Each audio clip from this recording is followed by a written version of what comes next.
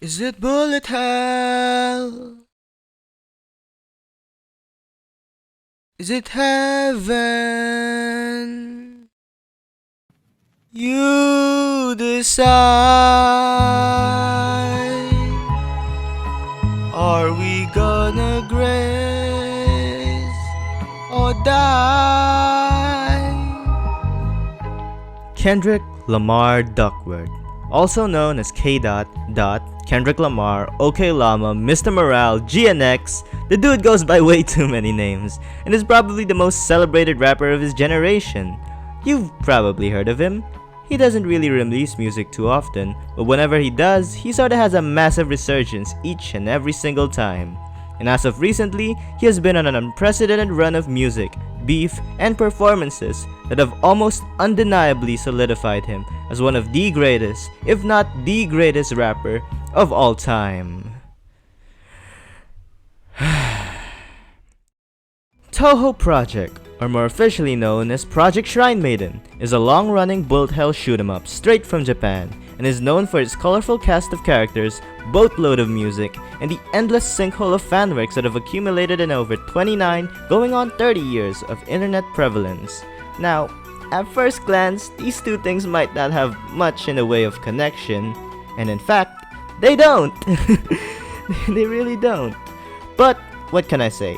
I'm a fan of both of them, and I've decided, just for the heck of it, to make them collide in a violent clash of two communities that have next to nothing to do with each other. So, without further ado, howdy, I'm All Voice, and I'm here to explain Kendrick Lamar in Touhou terms.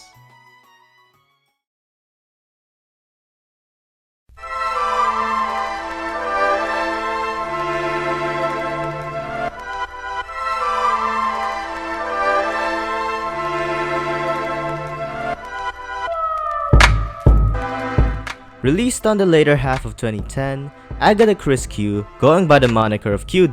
Showcases her early career writing skills and features her most prominent talent in storytelling, delving into a more grounded look into the human village.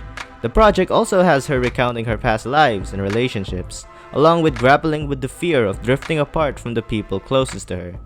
This mixtape lays down a lot of the groundwork for most of the topics Q's projects often talk about and would tackle with more care moving forward. It's almost like a time capsule sorta, which is mostly what I love about it, being able to take a sneak peek into the early mind of what would be the amazing writer we have today. With all that being said, I'd say it's a very humble project. Not one of her best, but that's a given with how early this is on her journey. But it also means that it's only gonna go up from here on out.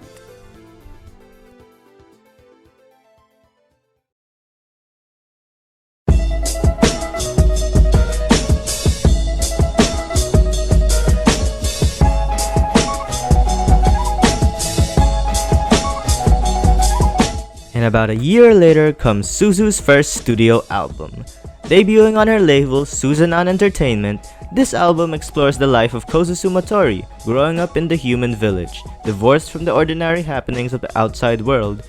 It delves into the experiences and the day-to-day struggles of an ordinary village citizen, while also making use of her unique perspective to shed light on the closed-off, isolatory nature of her environment. Kozusu kicks off the album with F Your Nature, declaring her stance against lumping individuals as enemies and allies based on their race and instead considering their actions and behaviors.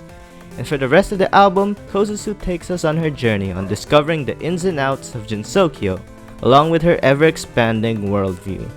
At this point of the discography is probably the best place to start, honestly. From here, we find the threads that continue to tie its way into the future projects with reoccurring characters, themes, and the general vibe of how these concept albums plays off.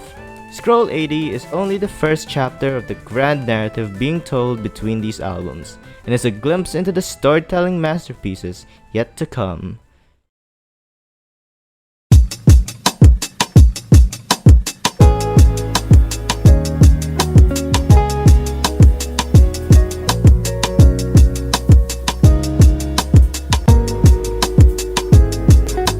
And here we arrive at a storytelling masterpiece. Good Cat Hell World is like watching a film with your eyes closed. The more the story unfolds, the more we learn about our titular narrator, with experiences from her past, the uneasy hope for one's future, and the loose cracks that chip away at a yokai's conscience, while she succumbs to her own vices and the pressure put upon her. We get to truly watch the horrors a mere Shikigami faces in this hellish world. The name of the album is a pretty good description of the goings-ons of the album. It's about a good cat trying to survive in a hellish world, with the HELL in the title abbreviating to her empty little life, illustrating her pitiful standing, wandering Jinsokyo for a purpose. But it could also be read as her existence living lowly, describing her predicament being a Shikigami to a Shikigami, being double marginalized in both power and autonomy as a yokai. Good Cat Hell World was one of the first albums I actually heard in the discography, and listening through it for the first time was like being transported into a whole nother world. The vivid imagery this album evokes, even on the less storytelling tracks, the lush and hazy productions are enough to tell the story. All in all, it's safe to say Chen had really outdone herself on this project, and for a while it was hard to see anything else topping this masterful work. If it were anyone else's discography, this album would easily take the crowning jewel, and it still could. But what comes next is what really showed the world this wasn't just any other artist.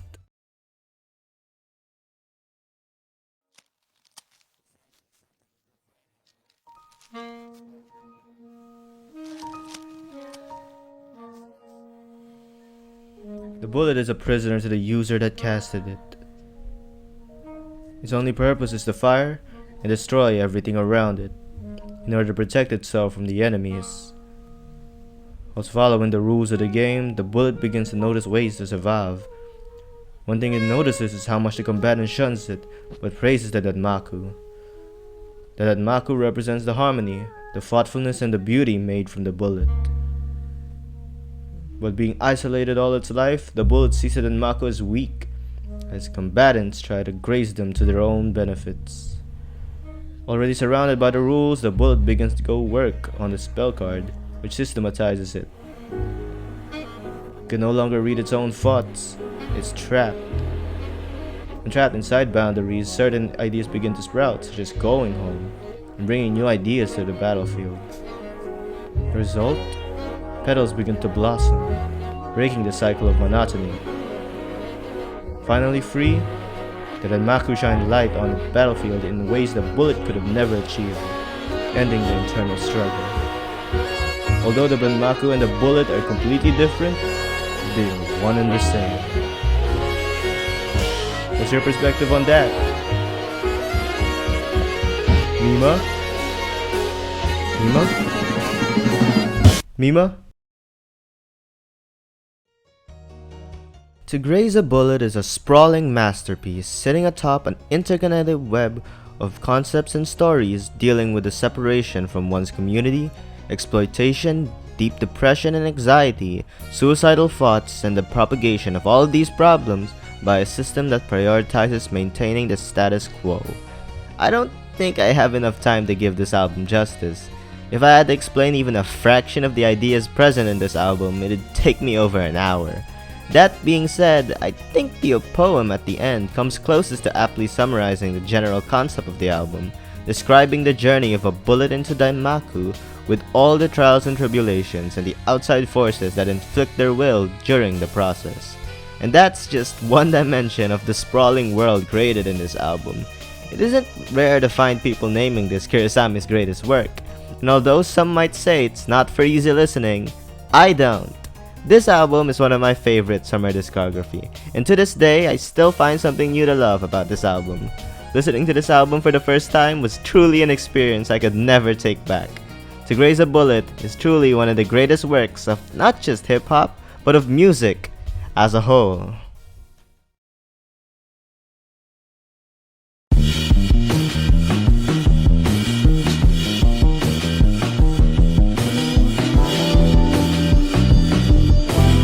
Okay, so this project came out of nowhere, being a surprise release consisting of a collection of raw and unfinished leftovers that didn't make the cut. Except, that's not entirely true.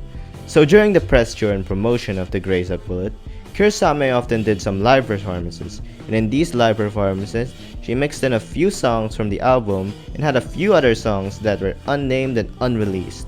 And with enough outside pressure to release these cuts, came Forgotten Forever. This album's actually a personal favorite of mine. I love the more intimate and cozy feel of it all, and the majority of the tracks on this are actually stunning. Most stunning of all was the sudden inclusion of Mima, of whom will never be seen ever again.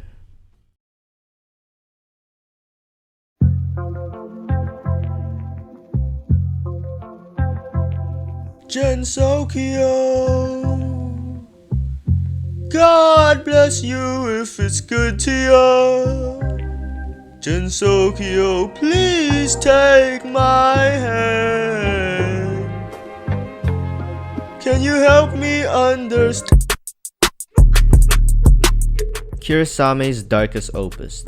After the abrupt vanishing of her mentor, Marissa finds herself spiraling into a deep depression, having to grapple with her own mortality. She wonders whether she'll even remain a lasting memory in her imperishable companion's thoughts, knowing her stay on Earth is finite. And at her lowest point, she finds herself reflecting on her past, her empty little life isolated from the village, her estranged relationship with her father, along with her vices and tendencies, wondering if she's been living through hell or living through heaven. This album has probably been the darkest and most pessimistic yet, especially after To Graze a Bullet, which even in its low points still found its way to end off the story on a hopeful note. In fact, this album blatantly contrasts itself from the other albums, such as Good Cat Hell World and the previously mentioned To Graze a Bullet, with a fresh coat of paint and a wildly different style. And even with the damning message of the album, I actually find this album a lot easier to get into than the other two. I find it more replayable, with production that lends itself better to casual listening. The irony behind that is so funny. I'd also like to mention that this album absolutely catapulted Kirasame's popularity, became her most popular album, and got her a Pulitzer for writing, and probably opened up doors for future projects, such as...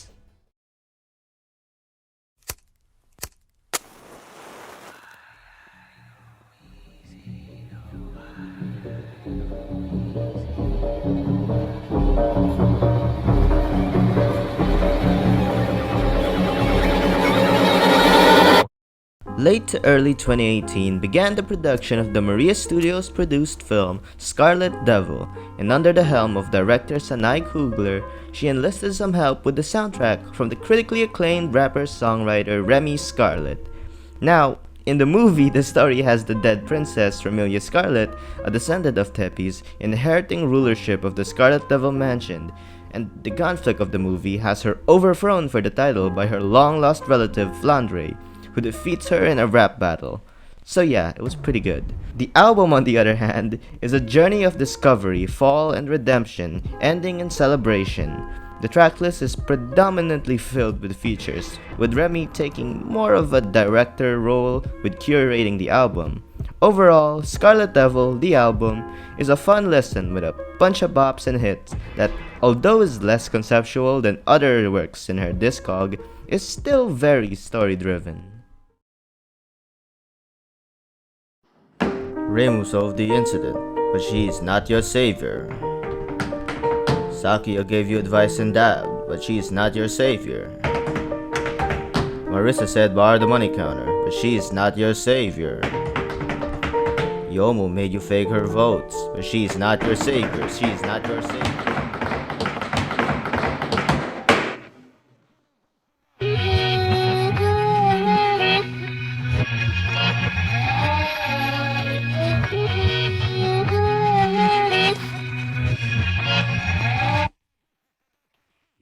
1,855 days since last releasing an album, Komeiji finds herself in a wholly different world, and during the lockdown incident, the re-election of President Miko, and over half a decade of radio silence from the Mind Reader, she finally breaks her silence with her most deep-cutting and personal album yet, completely and utterly shattering the clumsy facade she's built around herself as she ruthlessly tears into the core of her character, along with all of the guilt and grief she holds over her sister, Koishi, and her decision to close off her third eye.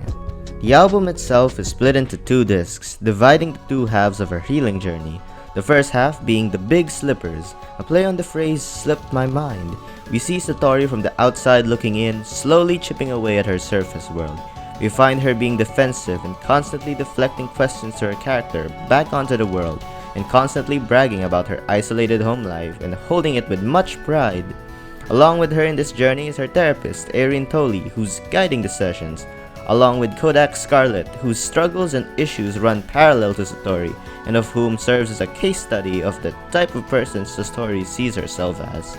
The second half of this album, Miss Ego, has Satori finally opening up and confronting her issues head-on. This half of the album also follows Satori's sister, Baby Koishim, whose perseverance atop the struggle serves as an inspiration for Satori to look into herself to resolve the mountains upon mountains of trauma buried deep in her conscience, freeing herself in an attempt to rebuild her own world. Miss Ego and The Big Slippers is a heavy album, and I understand if a lot of people aren't comfortable or would rather not revisit a part of their lives that they see in this album, but personally, that's exactly what makes me love this album so much. It's straight up my favorite album from the Discog, and is an album that I hold close to my heart. Not only is it an album that I go back to often, but it is one that still hits me in the feels whenever I revisit. All in all, Miss Ego was a masterful work that, to me, more than lived up to the hype of the 5-year break that came before.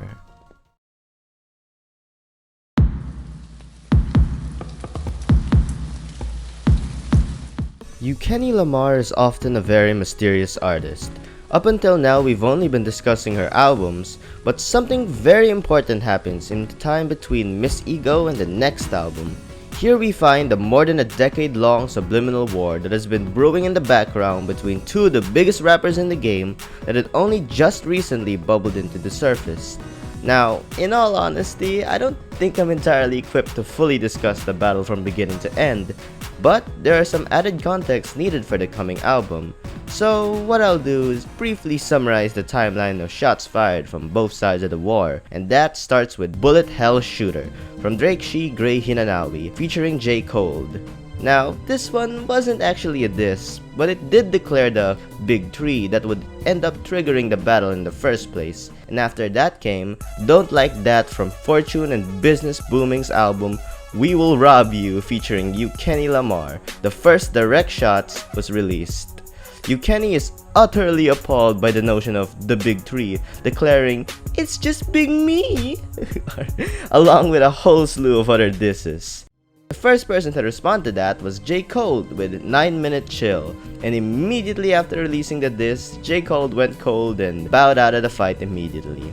And with that, most folks thought the war was over. Pack it up, time to go home, until, surprisingly, Drake She responded with pushovers, which took shots at literally everybody. Rappers, producers, and even people who didn't have anything to do with the battle got dragged in. Drake She then proceeded to release another shot with Sailor Made Freestyle, a weird diss that had AI-generated voices from the unfortunately deceased Tuyuko. But anyways, after nearly a month of silence, Kenny finally sent her second diss with Necrophilia, ruthlessly tearing into Drake She's character and status and hinting at a darker side behind the mask.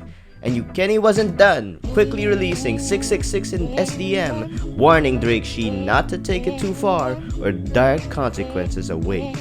But Drake She foolishly didn't stop, dropping Shikigami Matters, slinging accusations and allegations across, hoping for anything to land. But unfortunately for her, Kenny was unfazed, and in less than half an hour dropped the bombshell that is Meet the Celestials.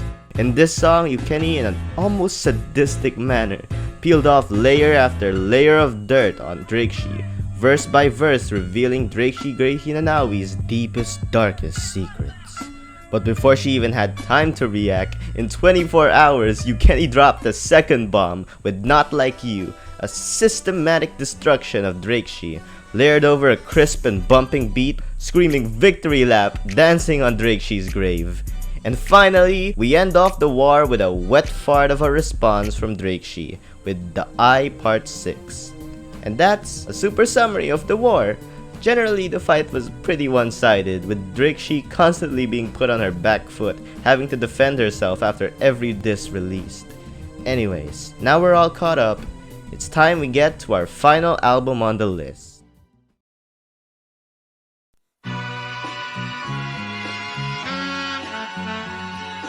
All I ever wanted was an E231, but being anyone, hit him with another one.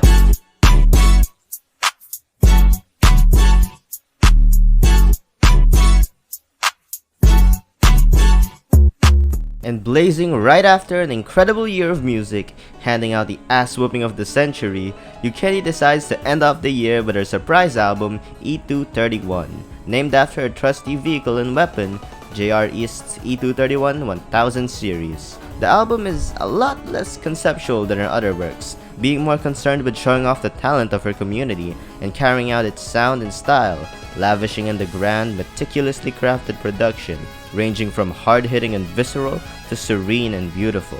It's very direct and straight to the point, showing off Yukeni's versatility, being able to go from deep and introspective to making fun-bopping bangers.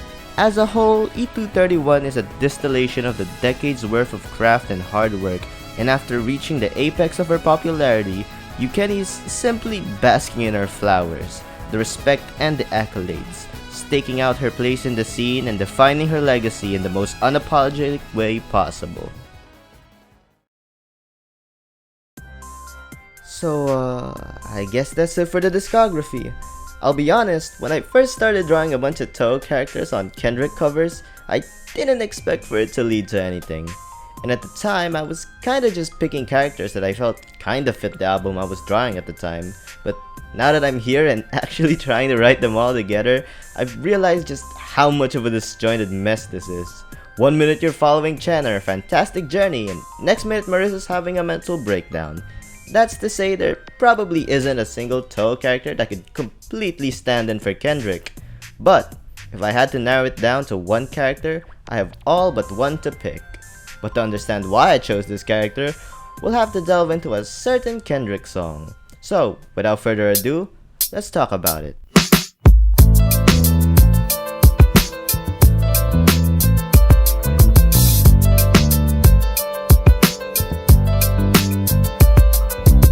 Reincarnated is one of Kendrick's greatest tracks, and is a shining example of a conceptual storytelling track. And in this, Kendrick not only draws upon his own experiences, but also takes on the perspectives of other people, paying homage to multiple historical black artists who've on their own left a huge mark on music history and are called upon as Kendrick's past lives.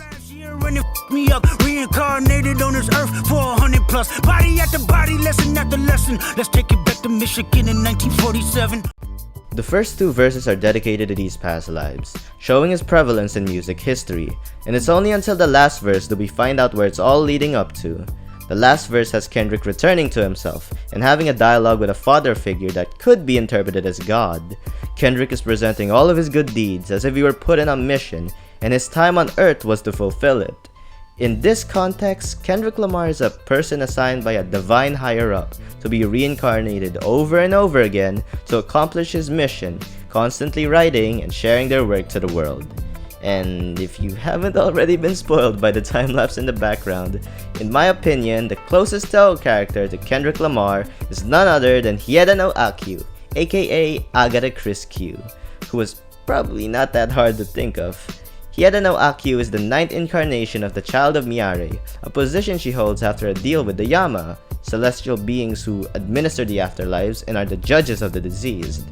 Not only is she, in terms of status, one of the most powerful people in Jinsokyo, but she's also highly aware of the world around her, being able to maneuver around a world filled with yokai capable of unimaginable feats. She also just so happens to be a collector of old musical classics of her world, which, in Jinsokyo, happen to be PC-98 music.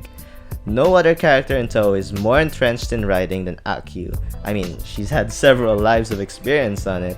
Not only is she also an amazing storyteller, but she's also the writer of the Jinsokyo Chronicles, pretty much making her Jinsokyo's historian. And who else could better stand in for the heart of Compton other than the memory of Jinsokyo? And with that, thank you for watching Unhowdy.